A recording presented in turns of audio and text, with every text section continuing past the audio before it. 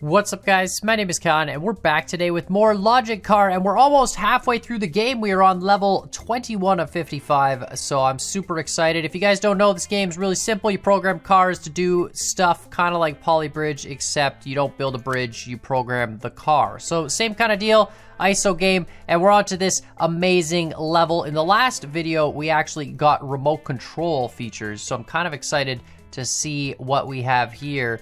I don't know what this is. We've got one car here. We've got two canvases, so we can program them both individually. And we've got a button here. All right, what does this all hook into? Let's see. Does this button hooks into the bridge.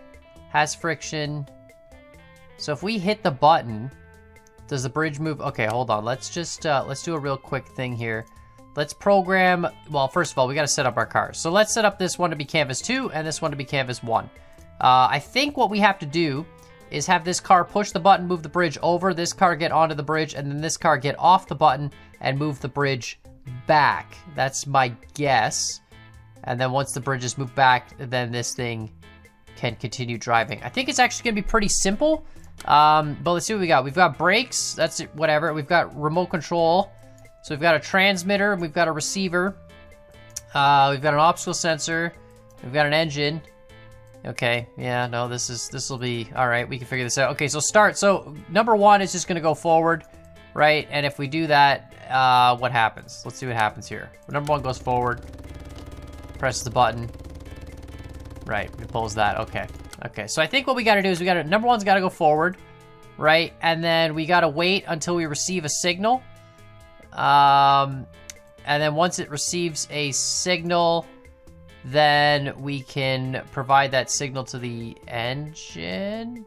Okay, so basically what's gonna happen is it's gonna start, it's gonna receive the message, it's gonna go to the engine mode, it's gonna loop back and keep evaluating that until the engine mode changes. And then canvas 1, the other car, this car up top, it's gonna be the one that controls everything that happens to the car down below, right? So if we do this, why are you going in reverse? I think I'm gonna have to do this the original way, which is actually sequence this a little bit different. So we're gonna do it this way. Engine mode 1, no problem. And then you're gonna receive a message, right? And that message is going to be a 1 or a -1. But we can do this, I guess we can do this way. We can just do it as a comparison output. So we can go receive message, right? We compare that, and we do a branch node again. So I'm not, like, I'd rather feed this directly into the engine as value, but we receive a message. If the message is greater than 0, which means we received a message of 1, right? Because the default is -1, then that'll make this true, and then we can pass this on to flip the engine to mode -1, right? This is sort of just like a flow-through chart, rather than doing it all in one step. I was hoping we could do it like smart, you know, have this just loop and only receive messages, and the messages tell this car how to move, right? But that would require a fair amount more timing, I think. And then, of course, the false on the branch mode goes back to evaluate the receiving of the message. So it checks the message. It says if the message is greater than 0, we can go forward, well, switch the engine to reverse. If not, we go back and check the message again. So this should basically... What? Oh, right, we're receiving, hold on. We gotta stop sending a message. There we go, yeah. Okay, perfect. So here we go. So now if we try this out, that car goes forward. Excellent. Now, problem number 2 is this car has to wait until this car gets a certain distance from that. No, this car could just wait until this object in front of it gets close enough. That's actually perfect. So we can put an obstacle sensor forward. Obstacle sensor is less than some distance, because it'll see it right away off the beginning. Let's try less than like 20, I don't know, to be honest. And then that'll trigger the Boolean loop majumner, the branch node, to go true and give it engine power. So we're gonna have to figure out what this distance needs to be, but basically if the object sensor senses that this box is moved close enough, then you can start driving forward. And then it's gotta hit the brakes. Once the obstacles, oh boy, oh man, this is actually, okay, hold on. It's gotta hit the, what does this do? There we go, it starts driving. Right, but now it's gonna Yeah, it's gonna do that. Okay, so then that's good. That's step one. Oh boy, this gets so complicated so quickly. Okay, so there's probably good ways to do this where we're manipulating the engine mode rather than manipulating other nonsense. So if the forward sensor is less than 45, do this. And then if the forward sensor again, right, is less than, I don't know, 5, we gotta hit the brakes, right? So we can then apply the brake. Oh boy, with another branch node loop. See, I feel like this is just really bad. This is just really poorly done. There's gotta be, like ideally you wanna shut off the engine and then keep going. Anyway, we're gonna use the brakes. So if we're less than 5, we'll use the brakes. Let's see if this works. Kind of test it every step at a time. So it goes forward. It sees that, 45. Hits the brakes. Okay, that's perfect, actually. That's actually perfect. And then once it hits the brakes, then you can send the message to tell the other car to go in reverse. Right? And then it's gonna have to wait after this on another branch node until the obstacle sensor in the back is a certain distance away from that log. Obstacle sensor in the back is greater than, I don't know, let's say 50. And then when that happens, oh my god, it's just literally like, it's just never ending, all right? So when that happens, we feed this branch node, which then, oh dear lord, which then tells the edge, no, tells us to release the brakes because the edge is still on, true, so release, cancel the brake, false, reevaluate, right? So we start, we check if we're within a certain range of the thing, that allows us to keep going, and then, yeah, you know what, screw it, this is gonna work, right? We're gonna, it's just gonna work. It's gonna hit the brakes. It's gonna stop. Tells that one to go in reverse.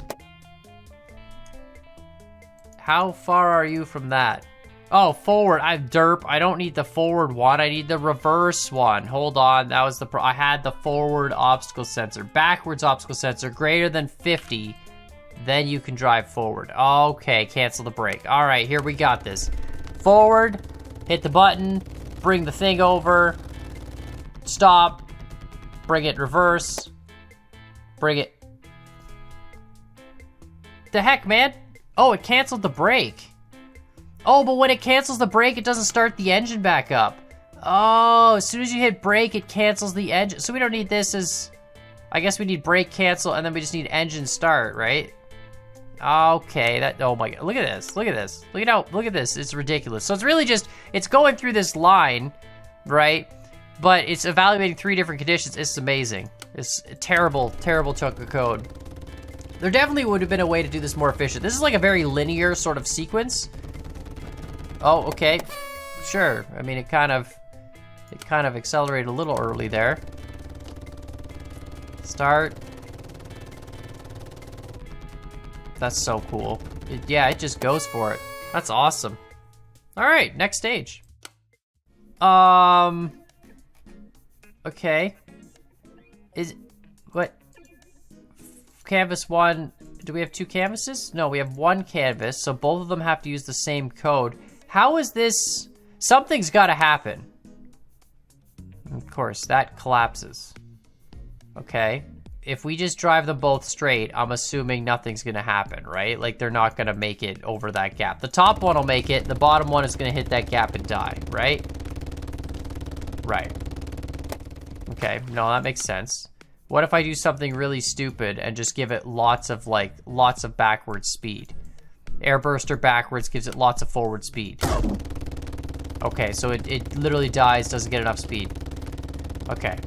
So what we needed to do is burst up that ramp, and we don't have... Yeah, so this is what they want you to do. We only have an obstacle. If we look at this, we only have an obstacle on the top, right? This won't have any obstacle to sense. So what it wants us to do is sense when this car is a certain distance from this obstacle, right? Then trigger that car to burst, or trigger both cars to burst. So, but we're all on the same canvas.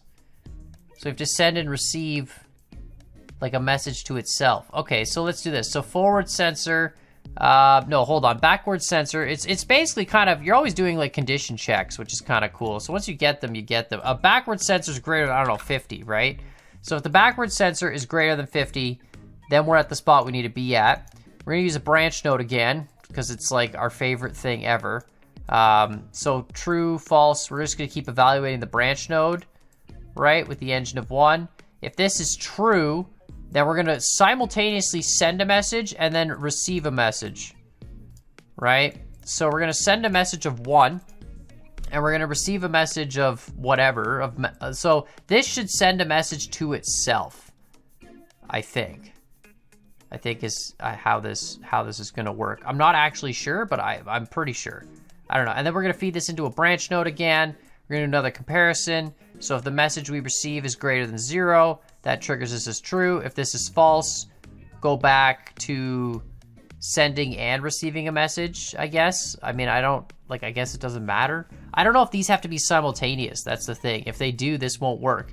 And then if the branch node is true, of course, then we burster backwards, right? So this is basically saying we drive when the backward sensor is greater than a certain distance away from the crate. Then this will be true, so it'll pass through, and then it'll send and receive a message at the same time, and then go to the branch node if the receive message is greater than 0, because it just sent, well, this is always gonna be true though.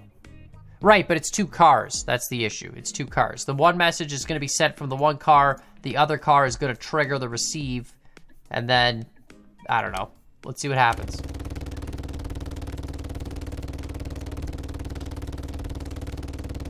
Okay, nothing. Sick. Oh, because the other one's never getting through this branch node. Oh, shoot. Oh, no. Oh, there's actually a simple solution to this. Okay, all we need to do, right, is make this comparison an OR comparison. So, backwards obstacle sensor is greater than 70 and it passes through the branch node. Or front obstacle sensor, really any obstacle sensor, or back obstacle sensor is less than 0, right? If the back obstacle sensor is less than 0, we can make this an OR condition, then that means there's no obstacle behind it. So the car on the bottom will automatically pass through this first branch node because it'll fill this bottom condition, and the one up top will basically fill this top condition eventually. I don't think that fixes the send receive nonsense, but let's see what happens here at least. So that's perfect. Oh, no, it actually did send it. Okay, that's awesome. So we just need more than 70 distance because that's clearly not gonna work. Let's try 80. All right, so there goes. Might need to be more, honestly. Oh, go! Yes! It honestly, I think it could be even more because we gotta wait until that bottom car, let's try 90, but we gotta wait till that bottom car actually like gets level on the thing, right? So here we go, as it goes, there we go. Perfect, awesome, awesome. That's cool, you send and receive a message simultaneously to yourself. That's great. All right, this level sucks already, I can tell. So we only have 1 car, which is good. A reminder for people, you have to pick up the treasure chest and bring it to the finish with the car. You can't just bring the treasure chest to the finish on its own because all the cars and all the chests have to be gone. So what we gotta do is we gotta pick up this box first on the back here and then throw it. And then when we throw it, go forward. Wait, hold on. If we go backwards, as soon as we, oh boy, this is, hold on, let's see what happens here. If we just go -1, we basically need to push the box onto this, I think is the issue.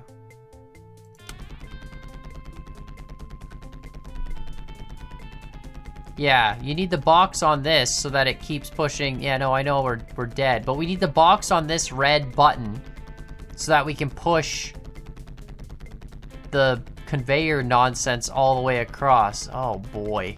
Okay, I know one thing. First of all, we go backwards, right? Until the forward sensor is greater than some distance of, I don't know, 10, right? So when the forward sensor is greater than 10, that means that this chest is far enough away. So it's gonna go backwards until it can't see this chest, and then we gotta hightail it forwards, right? So we do that. We do a branch node, same nonsense. We just sequence this whole thing. This is really just a lot of sequencing. We could probably do smarter sequencing where we have some sort of a list that it calls from or variables or that sort of thing. But really we're just doing a lot of sequencing. So let's see what happens if we do this. And then of course we evaluate this as true. Then we do the engine mode. See, smart sequencing would be like, when this is true, change this value of the mode rather than pass it to a whole new instance of the engine. But whatever, it all works the same. Oh, just not enough. Just, see that? Just not enough. Okay, so let's try 12. There we go. So it backs it up. But then it can't reach that. The heck? I have to pick this up and throw it. We're gonna have to pick this up, throw it back. We can't throw it backwards. I thought the thrower only throws forwards. Picker? Launcher. The launcher only launches forwards off the car, or up on the car. What if I have a picker right away? Right? Because we're gonna need a little bit of backward momentum. The launcher only launches straight vertical as far as I know. So we're gonna need a little bit of backward momentum. So if we pick it up, and then when this is 10, or 9, or even 8, then the branch node is true, then we launch it, right? And we can adjust the power, and then we go forward on the engine. I think. Right? And then we're gonna have to hit the brakes once we pick up something, but we'll figure that out after. I think this is gonna work, so. Okay, yeah, no, that actually works. It launches it way too, wait, did it just stack 2 crates? Are you serious? Yeah, it was calculated, 100% calculated, amazing. All right, so launcher power, we can reduce this like crazy. This is perfect. Play, sequence, look at that. Unbelievable. Okay, excellent. And then all we need is a comparison operator so that when the forward obstacle sensor doesn't sense anything anymore, because right now it's gonna be picking up the chest, but when it's less than 0, it doesn't sense anything, so that tells the brakes to apply. And again, we're gonna use a branch node for that. So engine feeds down, branch node feeds over. I don't know what's gonna happen. We're like halfway through the game, and again, I'm not doing things efficiently. I'm kind of sequencing everything one at a time, but we're like halfway through the game, and we're using most of this canvas. Like what happens, I guess we could jam stuff really tight together like this, but I mean, I'm gonna run out of canvas at some point if the problems get more complicated, or I've gotta come up with smarter solutions. So there we go. So if the forward sensor is less than 0, it means it's picked up the thing, so use the brake, right? So if we try this, reverse, jump, boom, stops. Excellent. Perfect. All right, and then the last step we gotta do is, I'm pretty sure everyone knows what it's gonna be. Obstacle sensor, back obstacle sensor is greater than some certain distance. Then that means, of course, we are far enough away from the boxes on this side that we can turn the engine back on. So we need a brake cancel, we need an engine back on, perfect, like that. And of course, we need a while loop branch node. So that goes to this true evaluates through, false evaluates back. We are running out of space. All right, makes sense. So we start, we pick up everything automatically. The picker is just kind of like a thing you trigger. Once it's triggered, it just always picks stuff up. I think it's like a condition on the car. So if the picker is set to true, it'll always pick up stuff. And if it's set to false, it doesn't pick up stuff. That's my guess. Then we go in reverse. And then once we've got a reverse, we keep going in reverse until we are 8 units away from the chest in front of us. This chest right here. Once we are 8 units away from the chest, we launch, which ends up being backwards because we were in reverse, and we trigger our engine to start going forwards, and then we go forwards until our forward sensor doesn't pick up any visual in front of us, which means we've picked up this chest. When the chest is on top of the car, there's no forward sensor, and there's nothing else in front of the car for it to pick up.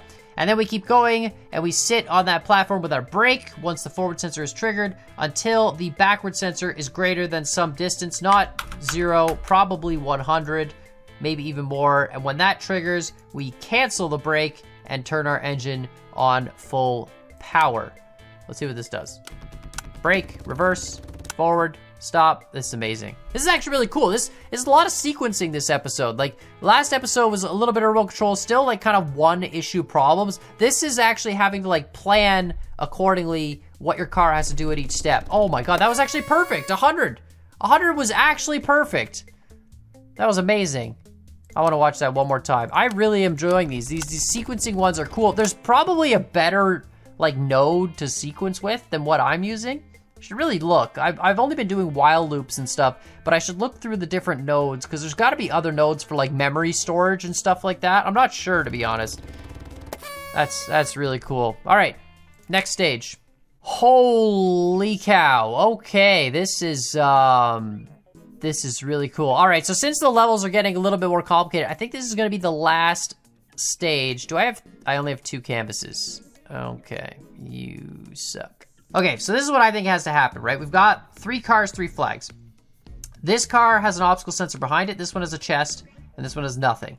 So I think what we have to do is all 3 cars have to start at once. I think these 2 have to be on the same trigger. When this car is a certain distance from this thing, it has to jump. And also tell this one to jump at the same time. Oh, there's an obstacle sensor, there's a thing right above it. Oh, all right, hold on. Let's just try something real quick. Let's go start, let's go engine, right? And let's just do a really stupid check. Obstacle sensor upwards greater than 0, right? Not forward, upward. So if upward is greater than 0, it means it sees something above it, which means both these see the rock. I have a feeling this car with the box on it is going to see the box as the obstacle. Let's hit engine, let's hit nitro right away, because why not? And then we'll put this into a while loop. See this stuff, modulo, no, that's not it. No, list, that's a logger. Yeah, maybe there is no list variable, absolute value. All right, so let's try this. Branch node, nitro, branch node, whatever. Yeah, true, if that branch is true. Not nitro, burster. We gotta burst down to make the jump, right? So I think that solution is gonna work for the bottom car. Yeah. Interesting. All right, so I think what we actually have to do is have the 2 on the top follow the same order and the one on the bottom be different. And this is what I'm thinking we do, right? The one on the bottom, I think we can leave exactly as that was, which means I gotta set it up again. So canvas 1, we're gonna do this again. Start, engine, we're gonna go to nitro, right? And this will be the one on the bottom. And again, one on the bottom, if it detects an object above it in any capacity, then you're going to burst down. No, not nitro, burst down, right? So burst downwards, that makes you fly. We need a branch node, perfect, while loop, no problem there, right? So this should work for the bottom one. And then the one in the middle, canvas 2, it's gonna be the exact same setup. So we're gonna nitro, so they'll all have the exact same starting speed. And that means this one should be exactly above this one, except the one on the top, the 2 top ones, they're gonna look for something below them. If there is an object below them, downwards is greater than 0, then again, execute the while loop, right? And pass through to do the downwards burster. So they're a little bit different. They're gonna look exactly below them. And I'm hoping that means that because these 2 are gonna be in perfect sync, this one will actually see this car and jump midway. So let's see what happens. Oh, I guess I should trigger the freaking engine. That would help a little bit. I was like, why are you not moving? All right, let's just move this over. Nitro, engine. Perfect. Let's do this. Go. Look at that. Oh my God, the top one actually cleared it? What? Are you serious?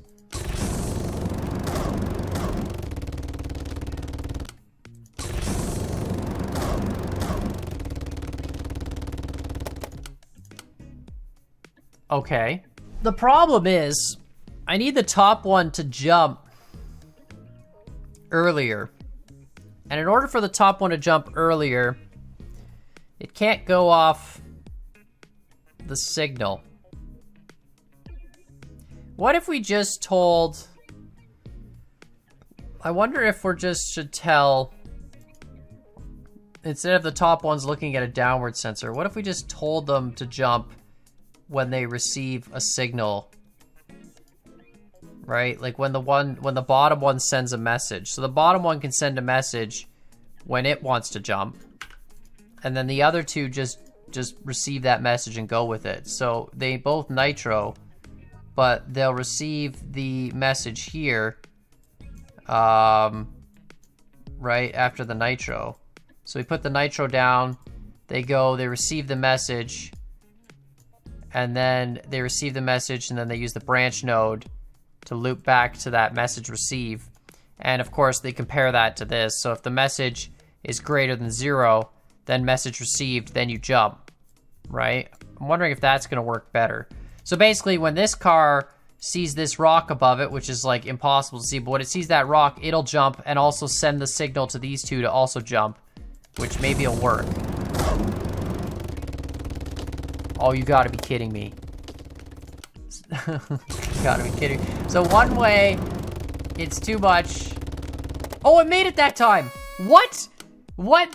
How did it make it that time, but not the other time? Go. Oh, it made it that time too. It just didn't make it once? Weird. The physics in this game I don't think are deterministic. So like, when you reevaluate the same solution 6,000 times, it recalculates the physics. That's my guess, but for some reason it didn't make it once. Well, that was easy. Awesome. Well, it made it. Perfect. That was a lot easier than I thought it was gonna be. That was, you know, to be honest, I thought that's what we had to do originally, but then what threw me off and what made me think we have to use like the downwards obstacle sensor is, number one, this stupid thing has a crate. So I thought, well, we gotta like launch the crate so that this guy can see it, which obviously wasn't the case. And then number two, this one, if you look, is slightly off in the distance. It's slightly behind them. And I was like, well, they probably did that so it doesn't make the gap. And sure enough, maybe it's not supposed to make the gap, but it just barely does every time. That's amazing. What a great level. Well, anyway, we are gonna check the last level. We're gonna always check what the next level is gonna be. These levels, as you can see, they're a lot slower now than they used to be. The other levels were way faster. What the heck is this nonsense? This level looks actually really, really interesting, but we're gonna save it for next time, but it's got like 3 rocks, so I think we're gonna have to start counting stuff and actually counting. We can't just look up. We'll have to count which rock we're at to determine when to jump, I think. But let me know what you guys think in the comments down below. I really like this game. I think it's super, super fun. The levels are definitely getting slower. I thought, oh, we're gonna blow through these levels pretty quickly, but as we get further and further, the levels get more and more complicated and require a lot more, you know, figuring out. But really cool game, and I'd love to hear what you guys think of it in the comments down below. And as always, I hope you guys enjoyed this video, and we'll see y'all next time.